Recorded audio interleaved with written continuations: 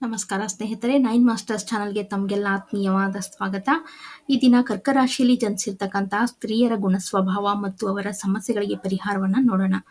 ಕಟಕ ಎಂದರೆ ಏಡಿ ಎಂದರ್ಥ. ಪುನರ್ವಸು 4ನೇ ಪಾದ, ಪುಷ್ಯ ನಕ್ಷತ್ರದ 4 ಪಾದಗಳು ಮತ್ತು ಆಶ್ಲೇಷ ನಕ್ಷತ್ರದ 4 ಪಾದಗಳು. ಈ ಎಲ್ಲ ನಕ್ಷತ್ರಗಳು ಸೇರಿ ಕಟಕ ರಾಶಿಯಾಗಿರುತ್ತದೆ. ಕಟಕ ರಾಶಿ ಆಧ್ಯಾತ್ಮಿಕ ಹಿನ್ನೆಲೆಯನ್ನು ನೋಡಿದಾಗ ಕರ್ಕಾಟಕ ಶಬ್ದಕ್ಕೆ ಕರ್ಕ ವದಟ ಶಿತಿ ಕರ್ಕಾಟಕ, ಕರ್ಕದಂತೆ ಸುತ್ತುವರಿಯುವುದು ಎಂದರ್ಥ. ಅಂದರೆ ನೀರಿನಲ್ಲಿರುವ ಕರ್ಕ ಅಂದರೆ ಏಡಿಯು ಮಾತೃವಿನ ರಕ್ತಮಯವಾದ ಉದರದಲ್ಲೇ ಗರ್ಭಕೋಶವೂ ಇದ್ದು, ಏಡಿಯು ತನ್ನ ಉದ್ದವಾದ ಕೊಂಡಿಗಳಿಂದ ತನ್ನ ಸುತ್ತ ಇರುವ ಪದಾರ್ಥಗಳನ್ನು ಹಿಡಿದುಕೊಳ್ಳುವಂತೆ ಮಾತೃದೇಹದಲ್ಲಿ ಇರುವ ಗರ್ಭಕೋಶವು ಶಿಶುವನ್ನಾವರಿಸಿ ಜನನವಾಗುವವರೆಗೂ ಹಿಡಿದುಕೊಂಡಿರುವುದು. ಅಂದರೆ ಗರ್ಭಕೋಶಕ್ಕೆ ಕರ್ಕಾಟಕ ಎಂಬ ಹೆಸರು ಬಂದಿದೆ. ಕರ್ಕಾಟಕ ರಾಶಿಗೆ ಚಂದ್ರ ಅಧಿಪತಿ. ಇದು ಜಲತತ್ವ ರಾಶಿ. ಕರ್ಕಾಟಕ ರಾಶಿಯಲ್ಲಿ ಜನಿಸಿದ ಸ್ತ್ರೀಯರು ಸಾಮಾನ್ಯವಾಗಿ ಕೋಮಲ ಹೃದಯಗಳಾಗಿರ್ತಾರೆ, ಮೃದು ಮತ್ತು ಸೂಕ್ಷ್ಮ ಹೃದಯಗಳಾಗಿರ್ತಾರೆ. ಚಂದ್ರನಂತೆ ಜೀವನದಲ್ಲಿ ನಿರಂತರ ಬದಲಾವಣೆಗಳನ್ನು ಮಾಡ್ಕೋತಾ ಇರ್ತಾರೆ. ಇವರಿಗೆ ಬೇಗ ಕೋಪ ಬರುತ್ತೆ, ಅಷ್ಟೇ ಬೇಗ ಮಾಯವಾಗುತ್ತೆ. ಸಜ್ಜನರ ಕೋಪ ನೀರಿನ ಮೇಲೆ ಗೆರೆ ಎಳೆದಂತೆ, ಹಾಗೆ ಇವರ ಕೋಪ ಬೇಗನೆ ನಿವಾರಣೆ ಆಗುತ್ತೆ. ಚಂಚಲ ಮನಸ್ಸುಳ್ಳವರು, ಆಧ್ಯಾತ್ಮಿಕತೆ ಮತ್ತು ದೈವೋಪಾಸನೆಯಲ್ಲಿ ತಮ್ಮನ್ನು ತಾವು ತೊಡಗಿಸಿಕೊಳ್ಳುವವರಾಗಿರ್ತಾರೆ. ಕರ್ಕಾಟಕ ರಾಶಿಯಲ್ಲಿ ಹುಟ್ಟಿರ್ತಕ್ಕಂಥ ಸ್ತ್ರೀಯರು ಸಾಮಾನ್ಯವಾಗಿ ಗೌರವರ್ಣವುಳ್ಳವರಾಗಿರ್ತಾರೆ. ಸಾಧಾರಣ ಎತ್ತರ, ದುಂಡು ಮುಖವುಳ್ಳವರು, ಸ್ಥೂಲಕಾಯವುಳ್ಳವರಾಗಿರ್ತಾರೆ.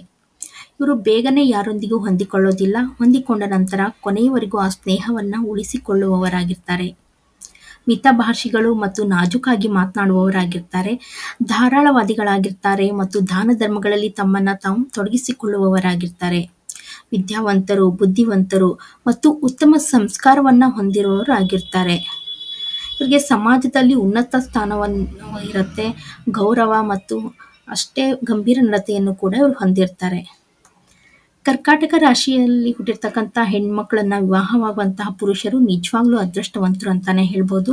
ಯಾಕಂದರೆ ಸಂಗಾತಿಯನ್ನು ಅತಿ ಹೆಚ್ಚು ಪ್ರೀತಿಸುವವರು, ಗೌರವವನ್ನು ತಂದುಕೊಡುವವರು, ಏಡಿಯ ಹಾಗೆ ಸಂಬಂಧವನ್ನು ಹಿಡಿದಿಟ್ಟುಕೊಳ್ಳುವವರಾಗಿರ್ತಾರೆ.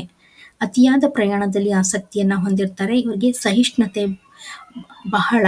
ನೌಕಾ ವಿಹಾರ, ನೀರಾಟ, ನೀರಿನಲ್ಲಿ ಹೆಚ್ಚು ಸಮಯ ಕಳೆಯೋದು, ನೀರಿನೊಂದಿಗೆ ಹೆಚ್ಚು ಸಂಪರ್ಕವನ್ನು ಇಟ್ಕೊಳ್ಳೋದು ಅಂದರೆ ಇವರಿಗೆ ತುಂಬ ಇಷ್ಟ. ಕಫ ಪ್ರಕೃತಿಯುಳ್ಳವರಾಗಿರ್ತಾರೆ ಮತ್ತು ತಿಂಗಳಲ್ಲಿ 15 ದಿನ ತುಂಬ ಚೆನ್ನಾಗಿ ಖುಷಿಯಾಗಿರ್ತಾರೆ. ಇನ್ನು 15 ದಿನ ಮಂದಗತಿಯಲ್ಲಿರ್ತಾರೆ. ಅದು ಚಂದ್ರನಂತೆ ಅಂತಾನೆ ಹೇಳ್ಬೋದು. ಯಾವಾಗಲೂ ದೊಡ್ಡ ಆಲೋಚನೆ ಮತ್ತು ಧಾರಾಳ ಗುಣವನ್ನು, ದೊಡ್ಡ ಮನಸ್ಸನ್ನು ಹೊಂದಿರ್ತಾರೆ. ವಿಶಾಲ ಹೃದಯಗಳಾಗಿರ್ತಾರೆ. ದೊಡ್ಡ ಮನೆ ಮತ್ತು ಅನುಕೂಲಕರವಾದ ವಾತಾವರಣವನ್ನು ಹೊಂದಿರ್ತಾರೆ. ವಿಲಾಸಿ ಜೀವನವನ್ನು ಹೊಂದಿರ್ತಾರೆ ಅಂತಾನೆ ಹೇಳ್ಬೋದು. ಉತ್ತಮ ವಿದ್ಯಾವಂತ ಮತ್ತು ಬುದ್ಧಿವಂತರೊಂದಿಗೆ ಸ್ನೇಹವನ್ನು ಬೆಳೆಸ್ತಾರೆ.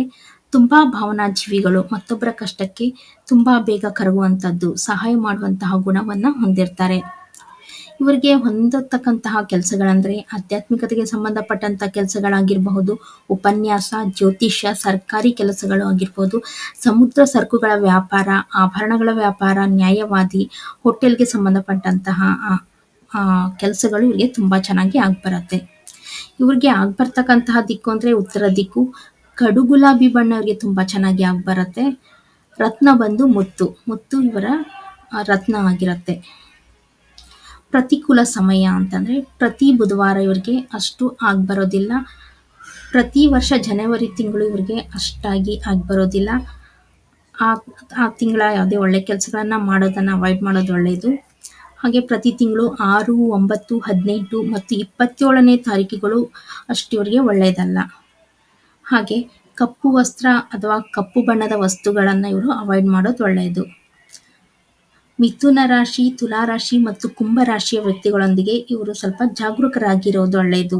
ಯಾವುದೇ ರೀತಿ ವ್ಯವಹಾರ ಮಾಡೋದಾಗಲಿ ಅಥವಾ ವಿವಾಹಕ್ಕೆ ಸಂಬಂಧಪಟ್ಟಂತಹ ಸಂಬಂಧಗಳನ್ನು ಬೆಳೆಸುವಾಗ ಸ್ವಲ್ಪ ಈ ಒಂದು ರಾಶಿ ತತ್ವಗಳನ್ನು ನೋಡಿಕೊಂಡು ಮುಂದುವರಿಯೋದು ಒಳ್ಳೆಯದು.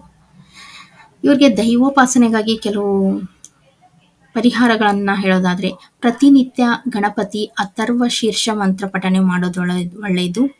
ಹಾಗೆ ಓಂ ಹಿರಣ್ಯ ಗರ್ಭಾಯ ಅವ್ಯಕ್ತ ರೂಪಿಣೇ ನಮಃ ಈ ಮಂತ್ರವನ್ನು 108 ಅಥವಾ 54 ಬಾರಿ ಪ್ರತಿದಿನ ಪಠಿಸ್ತಾ ಹೋಗಿ ನಿಮ್ಗೆ ಎಂಥದ್ದೇ ಕಷ್ಟ ಅಥವಾ ತೊಂದರೆಗಳಿದ್ದರೂ ಬೇಗ ನಿವಾರಣೆ ಆಗುವಂಥದ್ದು.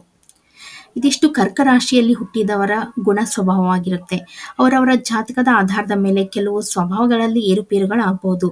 ಹೆಚ್ಚಿನ ಮಾಹಿತಿಗಾಗಿ ನಿಮ್ಮ ಜಾತಕವನ್ನು ವಿಶ್ಲೇಷಿಸಿ ನಿಮ್ಮ ಯಾವುದೇ ಜ್ಯೋತಿಷ ಸಮಾಲೋಚನೆಗಾಗಿ ಪರದೆ ಮೇಲೆ ಬರ್ತಕ್ಕಂತಹ ನಂಬರ್ಗೆ ಸಂಪರ್ಕಿಸಿ ಹಾಗೂ ಶುಲ್ಕ ಅನ್ವಯಿಸುತ್ತದೆ. ಎಲ್ಲರಿಗೂ ನಮಸ್ಕಾರ, ಒಳ್ಳೆಯದಾಗಲಿ.